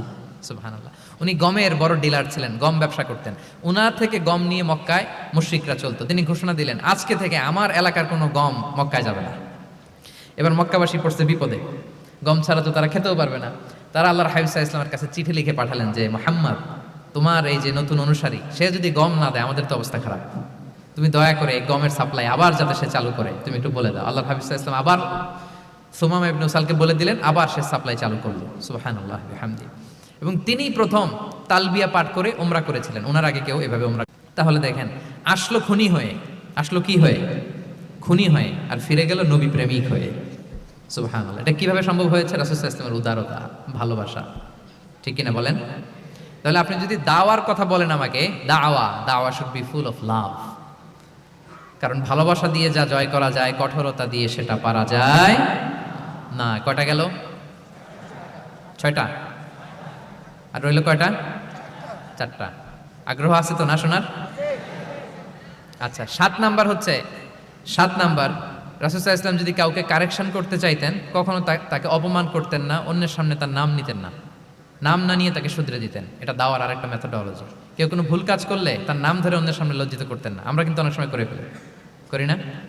অন্যের সামনে মানুষকে কারেক্ট করি, এটা ঠিক না। The way he use to correct others, আপনি যদি সিরাতের দিকে তাকান, সুবহানাল্লাহ, কিভাবে উনি অন্যকে কারেকশন দিতেন, নাম উল্লেখ করতেন না। আমরা এটা অনেক ভুল করি। আমি এজন্য খুব দুঃখিত এবং লজ্জিত। আমাদের দাওয়া অঙ্গনে আপনি ইউটিউব খুললে দেখবেন যে অনেক দায়ীরা, এক দায়ী আরেক দায়ীকে তুচ্ছতাচ্ছিল্য করছে, তার নাম নিয়ে তাকে ছোট করা, তাকে খারিজ করা, তাকে নাকচ করা, সে জাহান্নামী, সে কাফের, সব ইসলামের ঠিকাদারি উনি একা নিজে নিয়ে বসে আছে, আর বাকি যা আছে সব খারিজ। এইটা রাসূল সাল্লাল্লাহু আলাইহি ওয়াসাল্লামের দাওয়ার সাথে যায় না। বরং কেউ যদি কোনো ভুল কিছু বলে, ভুল করে, আপনি যদি মনে করেন যে না তার এটা ভুল, আমারটা সঠিক, তো আপনার নিয়ম হচ্ছে আপনি সঠিকটা প্রচার করা। তাহলে কেউ যদি ভুল করে থাকে তারও টনক নড়বে, বাকিরাও সঠিকটা জেনে যাবে। এটা হচ্ছে রাসূল সাল্লাল্লাহু আলাইহি ওয়াসাল্লামের দাওয়া মেথোডোলজি। তিনি কখনো কারো নাম ধরে অন্যের সামনে, মানুষের সামনে তাকে লজ্জা দিতেন না, তাকে কারেক্ট করতে যেতেন না। এটা ছিল রাসূল সাল্লাল্লাহু আলাইহি ওয়াসাল্লামের বৈশিষ্ট্য। আসুন আমরা সিরাত থেকে দেখি, হাদিস থেকে দেখি। আল্লাহর হাবিব সাল্লাল্লাহু আলাইহি ওয়াসাল্লাম উনি রাতে দিনে কি কি আমল করতেন, গোপন আমল, এগুলো জানার জন্য 3 জন সাহাবী রাসূল সাল্লাল্লাহু আলাইহি ওয়াসাল্লামের স্ত্রীদের কাছে গেলেন। যে জিজ্ঞেস করলেন যে আপনারা আমাদেরকে বলুন যে রাসূল সাল্লাল্লাহু আলাইহি ওয়াসাল্লাম রাতে কি আমল করে, দুপুরে কি আমল করে, বিকেলে কি আমল করে। তো আমাদের আম্মা জানেরা, রাসূল সাল্লাল্লাহু আলাইহি ওয়াসাল্লামের প্রিয়তমা স্ত্রীরা বললেন যে উনি রাতে এরকম তাহাজ্জুদ, দুপুরবেলা এরকম তেলাওয়াত, এই সময় নফল নামাজ, এই সময় এটা এটা এটা করে। আল্লাহর হাবিব সাল্লাল্লাহু আলাইহি ওয়াসাল্লামের পুরো আমলের ফিরিস্তি যখন শোনানো হলো, কাআন্নাহুম তাকাল্লুহা, তাদের কাছে এটা কম মনে হলো পরিমাণে। তারা ভাবছিল হয়তো আরো বেশি করে। তখন তাদের একজন বলল, আরে আইনা নাহনু মিন রাসূলিল্লাহ, কই রাসূল সাল্লাল্লাহু আলাইহি ওয়াসাল্লাম, কই আমরা। রাসূল সাল্লাল্লাহু আলাইহি ওয়াসাল্লামের ব্যাপারে আল্লাহ বলেছেন, কদ গুফিরা লাহু মা তাকাদ্দামা মিন যামবিহি ওয়া মা তাআখার, রাসূল সাল্লাল্লাহু আলাইহি ওয়াসাল্লামের আগের পরের সব গুনাহ মাফ। আদতে তো ওনার কোনো গুনাহই নাই, তারপরও একটা স্পেশাল স্ট্যাটাস হচ্ছে আপনার আগের পরের সব গুনাহ মাফ। তো তারা বলল, যেই মহান ব্যক্তির, যেই নবীর আগের পরের সব গুনাহ মাফ বলে ঘোষণা দেওয়া হয়েছে, তার সাথে তো আমাদের তুলনা করলে হবে না, আমাদের তো বেশি আমল করতে হবে। রাসূল সাল্লাল্লাহু আলাইহি ওয়াসাল্লাম হয়তো এই জন্য এই স্ট্যান্ডার্ড মেনটেন করেন না, এরকম করলে তো আমরা মাফ পাবো না আল্লাহর কাছে। ভালো চিন্তা থেকেই তারা ভাবছেন যে না, আমাদের আমল আসলে কম হয়ে যাচ্ছে, বাড়াইতে হবে। রাসূল সাল্লাল্লাহু আলাইহি ওয়াসাল্লামের কথা ভিন্ন, আমাদের বাড়াইতে হবে। তো কি করতে হবে? একজন বলল, আজকে থেকে আমি সারা রাত নফল নামাজ পড়বো, সারা রাত ঘুমাবো না। নিয়ত করে ফেলছে, আমি সারা রাত নফল নামাজ, এশার পর থেকে যে নফল শুরু হবে ফজর পর্যন্ত, ঘুমটম নাই। আচ্ছা, গেল। আরেকজন বলল, আমি সারা বছর রোজা রাখবো, কালকে থেকে যে রোজা ধরবো আর ভাঙবো না, সারা বছর। আচ্ছা। আরেকজন বলল, আমার কয়েকজন স্ত্রী আছে, আমি আর স্ত্রীদের কাছে যাব না, আমি এখন থেকে সন্ন্যাসী, বৈরাগী জীবন যাপন করব, আমি আর কোনো নারীর কাছে যাচ্ছি না। তো এই ঘোষণা যখন তারা দিয়ে ফেলছে, এটা রাসূল সাল্লাল্লাহু আলাইহি ওয়াসাল্লামের কান পর্যন্ত যেয়ে পৌঁছলো। আল্লাহর হাবিব সাল্লাল্লাহু আলাইহি ওয়াসাল্লাম এটা শুনে ফেললেন। শুনে রাসূল সাল্লাল্লাহু আলাইহি ওয়াসাল্লাম এটা অপছন্দ করলেন, কারণ এটা তো রাইট ট্র্যাক না, ওনারা ভুল করতেছে। তো একটা ভরা মজলিসে রাসূল সাল্লাল্লাহু আলাইহি ওয়াসাল্লাম বললেন, আনতুমুল্লাযীনা কুলতুম কাযা ওয়া কাযা, শুনলাম তোমাদের মধ্যে কে কে নাকি এমন এমন বলছো। সুবহানাল্লাহ। তিনি বলতে পারেন, এই আব্দুল্লাহ দাঁড়াও, এই আব্দুর রহমান স্ট্যান্ড আপ, এই দাঁড়াও, তুমি নাকি এটা বলছো, তুমি এটা বললে তো ওনারা লজ্জা পেতেন না, সবার সামনে লজ্জা পেতেন। উনি এটা না করে কাজ হাসিল হয়ে যাচ্ছে, বললেন আনতুমুল্লাযীনা কুলতুম কাযা ওয়া কাযা। অনেক বর্ণনা এরকম পাওয়া যায়, মা বালু আকওয়ামিন ইয়াফআলুনা কাযা ওয়া কাযা, মা বালু আকওয়ামিন ইয়াকুলুনা কাযা ওয়া কাযা। তাদের কি হলো, তারা এমন এমন বলে, তাদের হলোটা কি, তারা এমন এমন বলে। এইভাবে তিনি শুধরে দিতেন। তো বললেন, তোমাদের মধ্যে কেউ কেউ নাকি এটা বলে, এটা বলে। ওই 3 জনের তো টনক নড়ে গেছে, আর বাকিরা শুনতেছে। তখন রাসূল সাল্লাল্লাহু আলাইহি ওয়াসাল্লাম বললেন, না, এটা ঠিক নয়। আমি তোমাদের মধ্য থেকে সবচেয়ে বেশি মুত্তাকি, সবচেয়ে বেশি বুজুর্গ। ওয়াল্লাহি ইন্নী লা আখশাকুম লিল্লাহি ওয়া আতকাকুম লাহু, আমি তোমাদের মধ্যে থেকে আল্লাহকে সবচেয়ে বেশি ভয় পাই। বলেন তো, রাসূল সাল্লাল্লাহু আলাইহি ওয়াসাল্লামের চেয়ে বেশি আল্লাহকে ভয় পাওয়া কারো পক্ষে সম্ভব? আল্লাহর হাবিব সাল্লাল্লাহু আলাইহি ওয়াসাল্লামের চেয়ে বেশি মুত্তাকি হওয়া কারো পক্ষে সম্ভব? আমার নবীর চাইতে শ্রেষ্ঠ হওয়া সম্ভব? তার যে স্ট্যান্ডার্ড ইবাদতের, এটারে ছাড়া যাওয়া সম্ভব? সম্ভব না। তো তিনি বললেন যে আমি রাত্রিবেলা ঘুমাই আসার পরে আবার শেষ রাতে তাহাজ্জুদও করি, ঘুমও আছে নামাজও আছে, ব্যালেন্স। আমি সোম বৃহস্পতিতে রোজা রাখি, সপ্তাহের বাকি দিনগুলোতে খাই। আবার আমার অনেক 9 জন স্ত্রী তো অ্যাট এ টাইমে ছিল, আমি স্ত্রীদের সাথে মেলামেশাও করি। তো আমি এগুলো সব ঠিক রেখে আল্লাহর সবচেয়ে প্রিয় মুত্তাকি হইতে সমস্যা হলো না। তোমাদের এত সমস্যা কোথায়? তোমাদের সমস্যা কোথায়? আমার চেয়ে শ্রেষ্ঠ যদি কেউ কিছু করতে চাও, এটা হবে না। আমি হচ্ছি স্ট্যান্ডার্ড। সুবহানাল্লাহ। দেখেন, এইভাবে যখন বললেন, ঠিক করে দিলেন যে তোমরা কে কে জানি এরকম নিয়ত করছো, এটা ভুল করেছো, বরং শুদ্ধ হবে এটা। ওই 3 জনের টনক নড়ে গেছে, তারা শুধরে নিয়েছেন, আর বাকিরা সঠিক মেসেজটা, সঠিক নির্দেশনাটা জেনে গেল। তাহলে ওনাদেরকে কারেকশন করা হয়ে গেছে না অলরেডি? বলেন তো, ওনারা যে ভুল করছে কারেকশন হয়েছে কিনা? কিন্তু তাদেরকে অপমান করা হয়েছে। এই ভুলটা আমরা অনেক সময় করি। অন্যের সামনে কখন নিজের ছেলেকে, নিজের স্ত্রীকে, বন্ধুকে বা যাকে, হঠাৎ হাসির রোল পড়লো কেন এখানে? কিছু কমন পড়ে গেছে নাকি কথা নিজের জীবনের সাথে? অন্যের সামনে এইভাবে আমরা যেন কারেক্ট না করি। কাউকে সংশোধন করতে চাইলে আল্লাহর হাবিব সাল্লাল্লাহু আলাইহি সাল্লামের দেখানো পথেই যেন আমরা সংশোধন করি। এটা হচ্ছে এই হাদিসের 1 নম্বর শিক্ষা। আরেকটা শিক্ষা হচ্ছে ব্যালেন্স লাইফস্টাইল, ব্যালেন্স অ্যাপ্রোচ আমরা জানলাম। অনেকে মনে করে, আমার পরিচিত কয়েকজন লোক আছে, আমি বলছি, তারা থামাইছে কিনা জানি না, আমার কাছে এসে শোনাইতেছে, হুজুর আমি সারা বছর রোজা রাখি। তো আমি বলছি, আপনারা বলছে কি সারা বছর রোজা রাখতে? সারা বছর তো রোজা রাখা নিষেধ, এটাকে সওমে বিসাল বলে, এটা নিষেধ। বরং সবচেয়ে বেশি যদি কেউ রাখতে চায়, রাসূল সাল্লাল্লাহু আলাইহি ওয়াসাল্লাম বলছে, তাহলে সওমুল্লাহি দাউদ, সিয়ামু দাউদ, দাউদ আলাইহিস সালামের রোজা, এর চেয়ে বেশি না। একদিন রাখবা, আরেকদিন ভাঙবা, একদিন রাখবা, আজকে রোজা রাখলে কালকে খাবেন, কালকে রাখবেন না, এরপরের দিন রাখবেন, এরপরের দিন ভাঙবেন। এর চেয়ে বেশি রাখা যায় না। লাগাতার রোজা রাখা নিষেধ। লাগাতার 6 মাস, 5 মাস, সারা বছর অনেকে রোজা রাখে, এটা না জানার কারণে। তাহলে এই যে ইসলামের যে ব্যালেন্স লাইফস্টাইল, এটা আমরা জানলাম। কাউকে কিভাবে শুধরে দিতে হবে, কারেক্ট করতে হবে, কারেকশনের ওয়ে, এটা আমরা জানলাম। আরেকটা হচ্ছে ইসলাম যে the combination of material and spiritual life, এইটার একটা তথ্য আমরা জানলাম যে আপনার এই দুনিয়াও লাগবে, আপনার আখিরাতও লাগবে। আপনি সব ছেড়ে দিয়ে শুধু আল্লাহর রাস্তায় চলে গেলে ওইটা ইসলাম শিখায় নাই। ইসলাম যে আমাদেরকে ফরিয়াদ শিখায়, প্রার্থনা শিখায়, রব্বানা আতিনা ফিদ দুনিয়া হাসানা ওয়া ফিল আখিরাতি হাসানা ওয়া কিনা আযাবান নার। হে আল্লাহ, আপনি দুনিয়াতেও হাসানা দেন, আখিরাতেও হাসানা দেন। আগে চাইছি কোনটা, আখিরাত না দুনিয়া? সবাই বলেন তো, রব্বানা আতিনা ফিল আখিরাতি হাসানা ওয়া ফিদ দুনিয়া হাসানা, এরকম নাকি রব্বানা ফিদ দুনিয়া হাসানা? দেখেন, দুনিয়াটা আগে, দুনিয়াটা আগে। সো ব্যালেন্স, এই ভারসাম্য রাখাটা, আমি আলোচনা শুরুই তো করেছি ওয়াসাতিয়া, মানে ভারসাম্যপূর্ণ। ইসলামের নেচারটা হচ্ছে ব্যালেন্সড অ্যাপ্রোচ। এটা আমরা এই হাদিস থেকে শিখতে পারি। আমাদের অনেকেরই এটাতে ঘাটতি আছে, অনেক জ্ঞানী, অনেক স্কলার, অনেক তার কিছু, কিন্তু তার মধ্যে ভারসাম্য এবং পরিমিতি বোধ নাই। পরিমিতি বোধ, ভারসাম্য, ব্যালেন্স লাইফস্টাইল, এটা অনেকে অ্যাডপ্ট করতে পারে না। এটা বছরের পর বছর সাধনা করতে হয়, অ্যাডপ্ট করে নিতে হয় নিজের সাথে। তাহলে 7 নাম্বার হচ্ছে, কাউকে শুধরে দিতে চাইলে আপনি কিভাবে শুধরে দিবেন, এটা আমরা জানলাম। তাকে সবার সামনে লজ্জা দিয়ে শুধরে দেওয়া যাবে? তাহলে কৌশলে তাকে শুধরে দিতে হবে। পারা যাবে তো ইনশাআল্লাহ? কয়টা গেল? 8 নাম্বার। 8 নাম্বার হচ্ছে, এটা দায়ীদের জন্য অনেক বড় রিমাইন্ডার। সেটা হচ্ছে, আমরা যে দাওয়া দেই, এটা খেয়াল রাখতে হবে। আমি যা বলি ওটা সবার আগে অ্যাপ্লাই করতে হবে নিজের মধ্যে। আমরা অনেক সময় এটা করে ফেলি যে ভালো একটা হাদিস শুনলে, কোরআনের আয়াত শুনলে, একটা কিছু শুনলে মনে করি যে এগুলো এই সবার জন্য, মানে এটা বাদ, এখান থেকে শুরু, লাইনটা এখান থেকে শুরু, এইখান থেকে যারা আছে এই সবাই এগুলো পালন করবে, আমি এটার বাইরে। দেখবেন যার সাথেই কথা বলেন তার কোনো সমস্যা, তার দোষ, তার কিভাবে সেলফ ডেভেলপমেন্ট, আত্মোন্নয়ন, আত্মশুদ্ধি, শুদ্ধাচার, এগুলো নিয়ে কথা নাই। খালি বলেই যে কি সমস্যা রে ভাই সমাজে, জানেন শেষ হয়ে গেল দেশটা। তারপর রাজনীতিতে সমস্যা, সমাজে সমস্যা, হুজুরদের মধ্যে সমস্যা, ওদের মধ্যে সমস্যা, শুধু সমস্যা, মানে উনি সব জায়গায় সমস্যা দেখতে পায়। কিন্তু বেসিকলি আপনি যখন সমস্যা নিয়ে কথা বলবেন, সবার আগে খেয়াল করতে হবে যে ওই সমস্যায় আমি আক্রান্ত কিনা।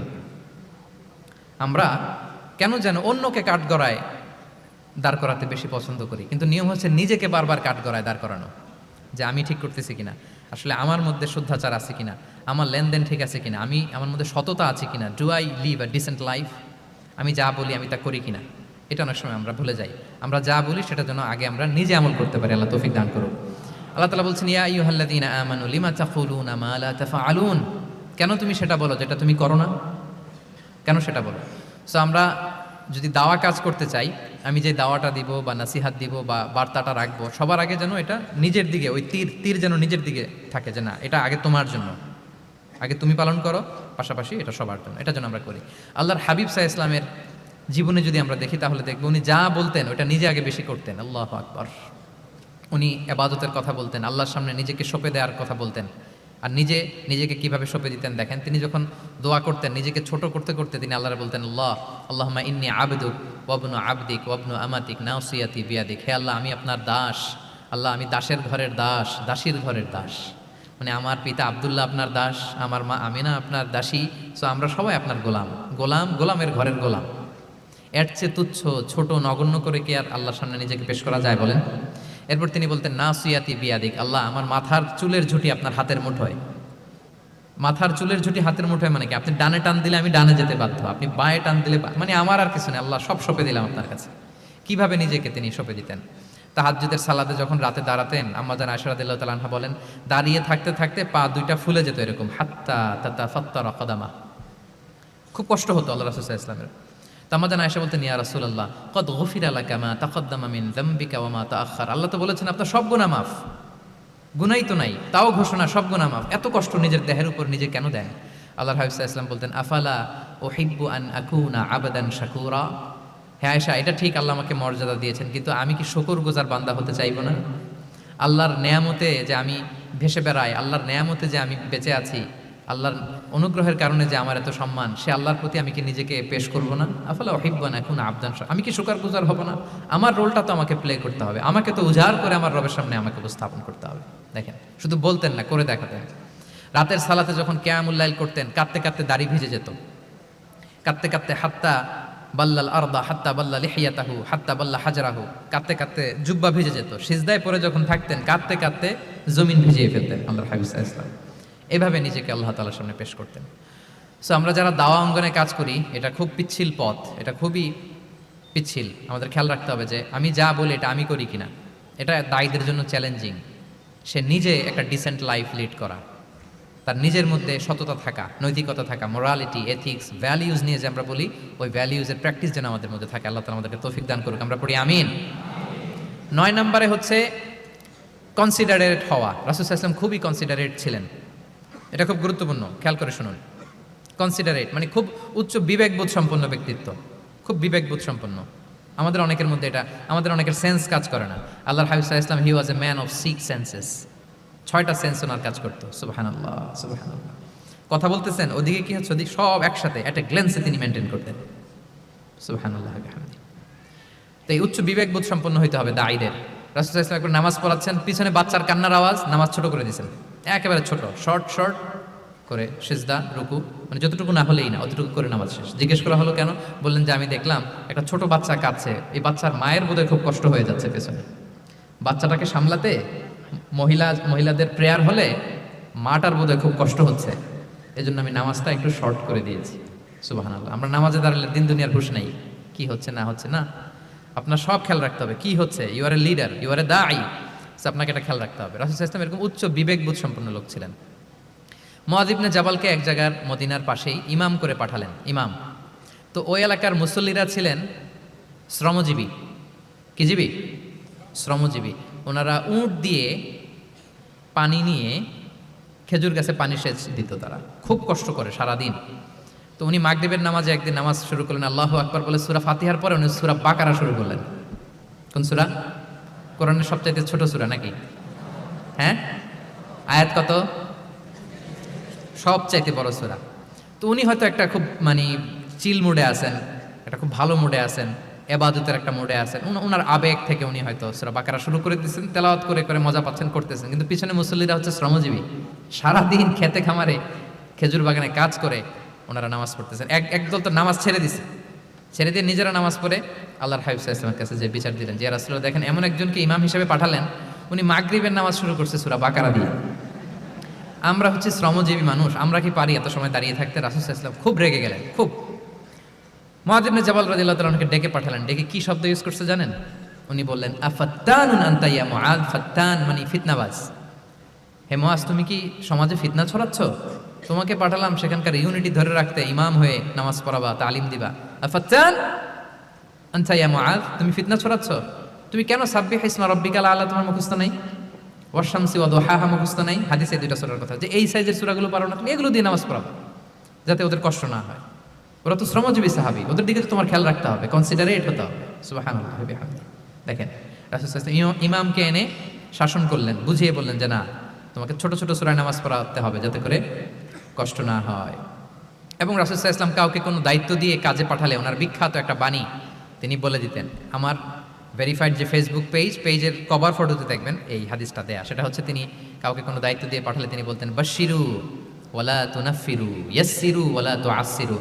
মানে তোমরা মানুষকে সুসংবাদ দিও, মানুষকে দিন থেকে ভাগিও না, দিনকে সহজ করে উপস্থাপন করো, দিনকে জটিল করে মানুষের সামনে উপস্থাপন করো না। আমরা এটা ভুল করি, এত কঠিনভাবে উপস্থাপন করি, ভাবে যে কঠিন করে উপস্থাপন করতে পারলেই বোধহয় ওনার ক্রেডিট, এরকম একটা মানসিকতা অনেকের আছে। কোনো মুফতি যদি এমন কোনো ফতোয়া দেয় যেটা সমাজের অধিকাংশ মুসলিম চেষ্টা করেও মানতে পারতেছে না, কঠিন হয়ে যাচ্ছে, তার মানে something is missing in the ফতোয়া, something is missing in the legal opinion, and the মুফতি should revise the issue again and again. তাকে আরও মুফতিদের সাথে রিভাইজ করতে হবে, আরও কীভাবে জীবন ঘনিষ্ঠ করে মাসালাটা দেওয়া যায়, তাকে এটা ভাবতে হবে। কারণ আল্লাহ দিনের মধ্যে জটিলতা রাখেননি, কাঠিন্যতা রাখেননি। আমরা দিনকে কঠিনভাবে মানুষের কাছে উপস্থাপন করি, মানুষকে ভয় দেখাই, আমরা হতাশ করি, দিন থেকে ভাগাই। রাসূল সাল্লাল্লাহু আলাইহি ওয়াসাল্লাম বলেছেন, খবরদার দিন থেকে ভাগিও না, সহজ করে মানুষের কাছে উপস্থাপন করো, দিনকে জটিল করে মানুষের কাছে উপস্থাপন করবে না। তো তাহলে কনসিডারেট ছিলেন রাসূল সাল্লাল্লাহু আলাইহি ওয়াসাল্লাম, খুব উচ্চ বিবেক বোধ সম্পন্ন ব্যক্তি ছিলেন।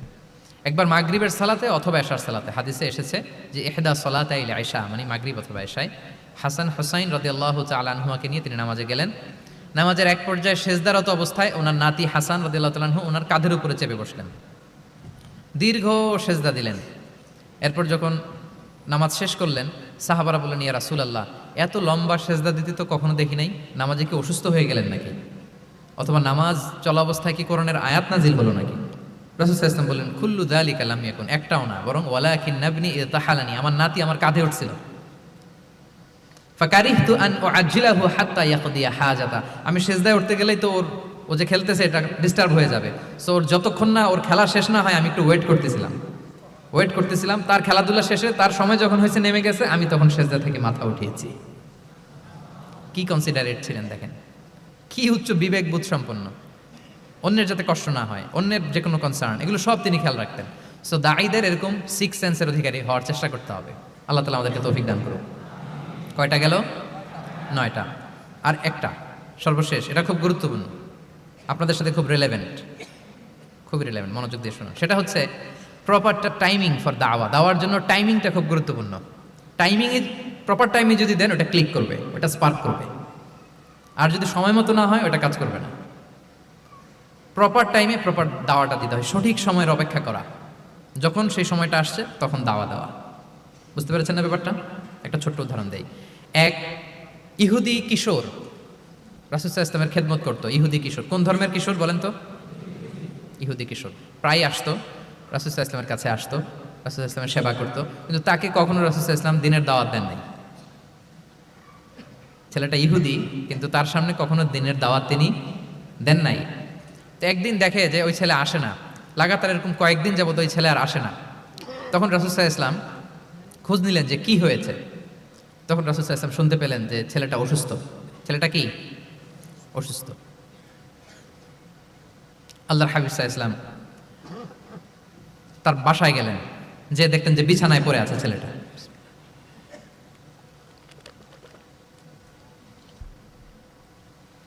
আল্লাহর হাবিব সাল্লাল্লাহু আলাইহি ওয়াসাল্লাম গেলেন, যে দেখলেন যে ইহুদি ছেলেটা বিছানায় পড়ে কাতরাচ্ছে, পাশে ছেলেটার বাবা। রাসূল সাল্লাল্লাহু আলাইহি ওয়াসাল্লাম তার মাথায় হাত বুলিয়ে দিলেন, তার খোঁজ খবর নিলেন। এবার রাসূল সাল্লাল্লাহু আলাইহি ওয়াসাল্লাম বললেন, আসলিম, মানে ইসলাম ধর্ম গ্রহণ করো। ফানাযারা ইলা ওয়াজহি আবি, ইহুদি ছেলেটা তার বাবার চেহারার দিকে তাকালো, যে দেখে আব্বা কি বলে। বাবা যেহেতু দাঁড়ায় আছে, ফানাযারা ইলা ওয়াজহি আবি, বাবার চেহারার দিকে মুমূর্ষ ছেলেটা বাবার চেহারার দিকে তাকালো। তো বাবা বলল, আতি আবুল কাসিম, মানে আবুল কাসিম যা বলে তাই শোনো। রাসূল সাল্লাল্লাহু আলাইহি ওয়াসাল্লামের বড় ছেলের নাম ছিল কাসিম, ফলে ওনাকে আবুল কাসিম বলে মদিনাতে ডাকা হতো। আমাদেরও তো বড় ছেলে বা বড় মেয়ের নাম ধরে ডাকে না? ধরেন যে আপনার বড় ছেলের নাম আব্দুল্লাহ, তো আপনারা বলে আব্দুল্লাহর বাবা। রাসূল সাল্লাল্লাহু আলাইহি ওয়াসাল্লামকে মদিনায় বলা হতো কাসিমের বাবা। তো ছেলেটা যখন বাবার চেহারার দিকে তাকালো, বাবা বলল, আতি আবুল কাসিম, তুমি আবুল কাসেমের অনুসরণ করো, যা বলে তাই শোনো। ছেলেটা তখন পড়তে আরম্ভ করলো, আশহাদু আল্লা ইলাহা ইল্লাল্লাহ ওয়া আশহাদু আন্না মুহাম্মাদুর রাসূলুল্লাহ, মানে মুসলিম হয়ে গেল। রাসূল সাল্লাল্লাহু আলাইহি ওয়াসাল্লাম ইহুদিদের ঘর থেকে বের হয়ে আসলেন আর বললেন, আলহামদুলিল্লাহিল্লাযী আনকাযাহু মিনান নার। বুখারীর বর্ণনা। প্রশংসা সে আল্লাহর, যে আল্লাহ এই ছেলেটিকে জাহান্নাম থেকে মুক্তি দিয়ে জান্নাতি বানিয়ে নিল। দেখেন, রাসূল সাল্লাল্লাহু আলাইহি ওয়াসাল্লাম একটা প্রপার টাইমিং এর অপেক্ষা করতেছিলেন। এতদিন রাসূল সাল্লাল্লাহু আলাইহি ওয়াসাল্লামের ঘরে যে ইহুদি কিশোর খেদমত করে, কাজ করে দিয়ে আসে, একদিনও দাওয়াত দেয় না। রাসূল সাল্লাল্লাহু আলাইহি ওয়াসাল্লাম একটা ভালো সময় খুঁজতেছিলেন। শুরুতেই যদি দাওয়াত দেয়, ওই ছেলে আশাই বন্ধ করবে, ভাববে খাইছে, আমার তো ধর্মান্তরিত করতে চায়। ঠিক কিনা বলেন? যে আমার একটা ফেইথ আছে, সে তো আমার ফেইথ কেড়ে নিতে চায়, বা তার বাবাও ভয় পাবে। রাসূল সাল্লাল্লাহু আলাইহি ওয়াসাল্লাম যখন অনেকদিন তার সাথে মিশলেন, রাসূল সাল্লাল্লাহু আলাইহি ওয়াসাল্লামের ব্যক্তিত্ব, রাসূল সাল্লাল্লাহু আলাইহি ওয়াসাল্লামের কথাবার্তা, আচরণ, মানসিকতা সব দেখে যখন এই ইহুদি ছেলে, তার বাবা ইমপ্রেসড, এবং ছেলেটা শুয়ে আছে বিছানায় মুমূর্ষ, এই প্রপার একটা টাইমিং এর অপেক্ষায় রাসূল সাল্লাল্লাহু আলাইহি ওয়াসাল্লাম ছিলেন। যখনই সেই সময়টা এসেছে, রাসূল সাল্লাল্লাহু আলাইহি ওয়াসাল্লাম দাওয়াত দিলেন, মুহূর্তের মধ্যে ক্লিক। আল্লাহু আকবার। এই প্রপার টাইমিং এর অপেক্ষা আমাদেরকে করতে হবে। এই সুযোগটা কিন্তু আপনাদের আছে। আমি শুরুতেই বলেছি যে ডক্টর যারা, তাদের কাছে মানুষ কখন আসে? সুদিনকালে না দুর্দিনকালে? বলেন, তার বিপদ এর চেয়ে বড় বিপদ নাই। ক্যান্সার নিয়ে আসছে, ডায়াবেটিক্স নিয়ে আসছে, অসুস্থ, অসহায়, মানে ভাবখানা এমন, আপনি ছাড়া তার আর কোনো গতি নেই। ঠিক কিনা বলেন? এই প্রপার টাইমে যখন আপনি মনে করবেন যে now it's high time to give দাওয়া, জাস্ট ডু ইট। যখন মনে করবেন যে না, এখন একটা সুন্দর সময়, এখন বললে এটা কাজে দিবে, ওই সময়টাকে আপনি কাজে লাগান। তাহলে দাওয়া মেথোডোলজির সর্বশেষ পয়েন্ট হচ্ছে প্রপার টাইমিং ফর দাওয়া। যখন দাওয়া দিলে কাজে লাগবে, ঠিক তখন দিতে হবে। কি পারা যাবে তো ইনশাআল্লাহ? আল্লাহ তাআলা আমাদের সবাইকে তৌফিক দান করুন। তাহলে প্রিয় ভাইয়েরা, আমি একটু রিভাইজ করি আপনাদের সাথে কি কি নিয়ে কথা বললাম। প্রথমে আমরা বলেছি যে আমাদের মধ্যমপন্থী হইতে হবে, বাড়াবাড়িও করা যাবে না, ছাড়াছাড়িও করা যাবে না। আমরা কোথায় থাকবো? মাঝামাঝি, মাঝামাঝি। এরপরে আমরা বললাম ওরাল দাওয়ার চেয়ে প্র্যাকটিক্যাল দাওয়া, লিভিং দায়ী হইতে পারলে ওটার ইফেক্ট অনেক বেশি। এরপর আমরা আল্লাহর হাবিব সাল্লাল্লাহু আলাইহি ওয়াসাল্লামের সিরা এবং সুন্নাহ থেকে 10টা মেথোডোলজি, দাওয়া মেথোডোলজি আলোচনা করেছি। তার প্রথমটা ছিল ভেরি সফট অ্যান্ড মাইল্ড, দাওয়া ল্যাঙ্গুয়েজটা সফট অ্যান্ড মাইল্ড হতে হবে। 2 নাম্বার, কোশ্চেন থ্রো করতে হবে অ্যাটেনশন ড্র করার জন্য। 3 নম্বরে, visual explanation to make the দাওয়া মোর ইফেক্টিভ অ্যান্ড প্রোডাক্টিভ। তারপরে 4 নাম্বার, গ্রাজুয়ালিটি, ধীরে ধীরে, ধাপে ধাপে, একবারে সব চাপিয়ে দেওয়া যাবে না। 5 নম্বরে, ইমোশনাল ইন্টেলিজেন্স ইউজ করতে হবে। 6 নম্বরে, ফুল অফ লাভ, দাওয়া should be full of love. 7 নম্বরে, কাউকে শুধরে দিতে চাইলে লজ্জা দিয়ে অন্যের সামনে শুধরে দিতে দেওয়া যাবে না, রাসূল সাল্লাল্লাহু আলাইহি ওয়াসাল্লাম যেভাবে শিখিয়েছেন ওইভাবে কারেক্ট করতে হবে। 8 নম্বরে, দাওয়া should be applied in yourself, আগে নিজের মধ্যে। 9 নম্বরে, কনসিডারেট হইতে হবে, উচ্চ বিবেক বোধ সম্পন্ন। আচ্ছা, 10 নম্বরে, প্রপার টাইমিং, ঝোপ্প যে কোপ, বাংলা একটা কথা বলে না, কি বলে? ঝোপ্প যে, তার মানে সময় মতো, সময়ের 1/4, অসময়ের সময় মতো। যখন আপনি মনে করবেন it's high time to give দাওয়া, ডু ইট, এটা করেন। এইভাবে আল্লাহ রাসূল সাল্লাল্লাহু আলাইহি সাল্লামের দাওয়া মেথোডোলজি ফলো করে যদি আমরা দাওয়া কাজ করি, দাওয়াটা প্রোডাক্টিভ হবে এবং খুব ইফেক্টিভ হবে। আশা করি আল্লাহর হাবিব সাল্লাল্লাহু আলাইহি ইসলামের এই যে দাওয়া মেথোডোলজি এবং এটা কিভাবে আমাদের সাথে রেলেভেন্ট হতে পারে, কিভাবে এটাকে আমরা ইফেক্টিভ করতে পারি আর প্রোডাক্টিভ করতে পারি, এ ব্যাপারে আপনারা একটা মোটামুটি ধারণা পেয়েছেন। কি বলেন? ধারণা পেয়েছেন তো? এগুলো অ্যাপ্লাই করবেন তো সময় মতো?